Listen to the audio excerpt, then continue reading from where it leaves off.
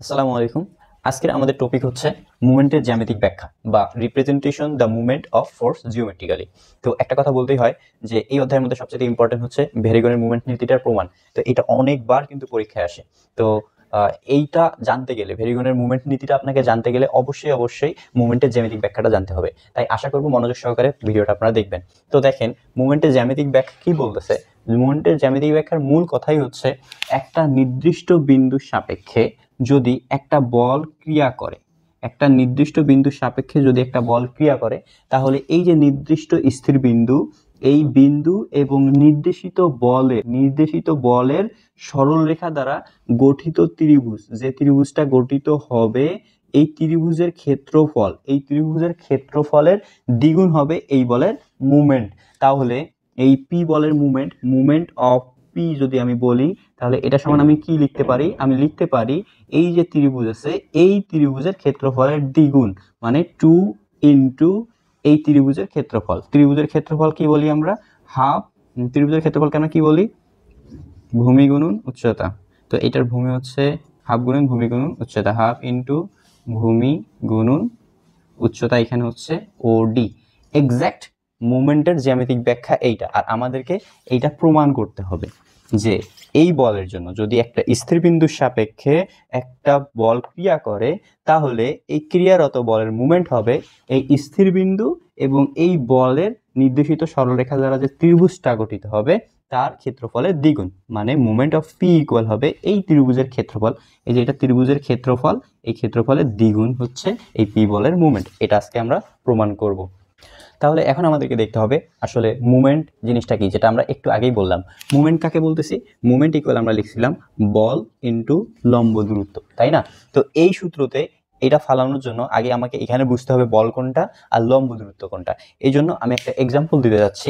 দেখো, যদি এই যে এই স্থির বস্তুটার সাপেক্ষে এই পিটাকে ঘুরাও, সাপোজ আমি ধরলাম এই পি বলটা হচ্ছে পি বল বা এ বি রেখাটা হচ্ছে তোমার এই মার্কারটা, ক্লিয়ার? আর এই যে স্থির বিন্দু ও, আমি এইটাকে ও ধরলাম, ক্লিয়ার?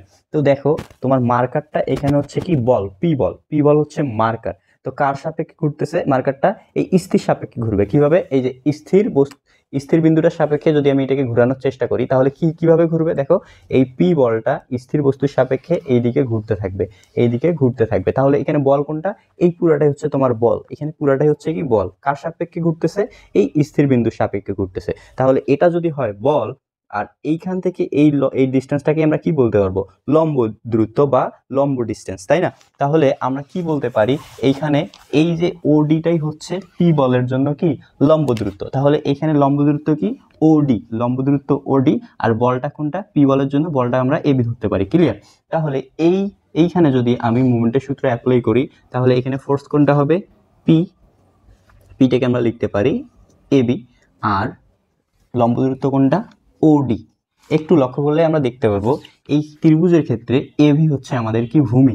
এই ত্রিভুজের ক্ষেত্রে এবিটা কি ভূমি, আর ওডিটা আমাদের কি লম্ব, তাই না? তাহলে দেখো, যদি আমি এখানে 2 গুণ করে দিই আর ভিতরে হাফ নিয়ে আসি,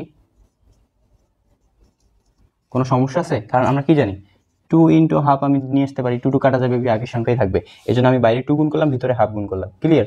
তো দেখো, হাফ ইন্টু ভূমি গুণন উচ্চতা, হাফ ইন্টু ভূমি গুণন উচ্চতা। এই লম্বটাই কি এই ত্রিভুজটার কি উচ্চতা, এটাই কি এই ত্রিভুজটার উচ্চতা। লম্ব লিখছে, এখানে উচ্চতা সাইডে লিখে দিলাম, ক্লিয়ার? তাহলে দেখো, এটাকে আমরা কি বলতে পারি? ত্রিভুজের ক্ষেত্রফল। কোন ত্রিভুজের? ত্রিভুজ ও এ বি। তাহলে একটুকে আমি লিখতে পারি ত্রিভুজ এ ও বি এর ক্ষেত্রফল। আর এখানে সামনে 2 থাকলো। তাহলে আমাকে বলো, এই যে পি বলের মুভমেন্ট অফ পি, তাহলে পি বলের মুভমেন্ট এই স্থির বিন্দুর সাপেক্ষে কি পাইলাম? এই যে ত্রিভুজটা গঠিত হয়েছে স্থির বিন্দু এবং পি বলের নির্দেশিত সরলরেখা দ্বারা, এই ত্রিভুজের ক্ষেত্রফলের দ্বিগুণ। এটাই হচ্ছে মুভমেন্টের জ্যামিতিক ব্যাখ্যা।